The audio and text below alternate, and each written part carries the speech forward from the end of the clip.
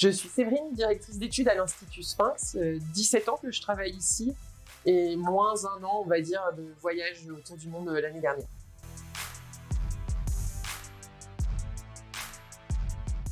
Mon rôle, c'est d'accompagner les commerciaux sur la vente de prestations d'études et ensuite de piloter les projets en accompagnant les chargés d'études. Donc les chargés d'études, ils vont travailler sur le projet de A jusqu'à Z. A, c'est l'élaboration du questionnaire. Z, c'est le rapport d'analyse, voire présentation des résultats dans certains cas.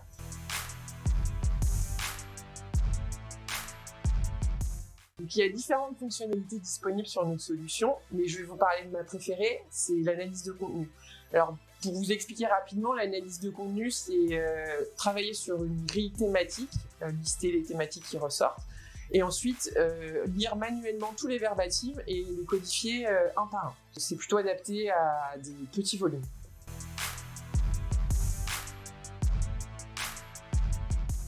L'IA nous permet de gagner du temps sur deux aspects.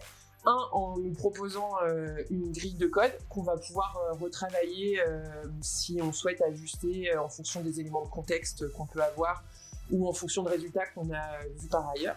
Et deux, en faisant le codage des verbatims automatiquement. Et donc là, en fait, ça va nous permettre de pouvoir travailler sur des plus gros volumes que lorsqu'on le fait manuellement. Et là, c'est pareil, en fait, on va pouvoir faire des modifications si on n'est pas d'accord avec le codage de l'IA ou si on veut préciser certains points. Mais globalement, ça nous fait vraiment gagner du temps, et donc c'est du temps qu'on va pouvoir soit passer sur une fouille plus spécifique des verbatims, pour creuser éventuellement davantage et voir des signaux faibles, ou alors sur d'autres analyses quanti un peu plus poussées.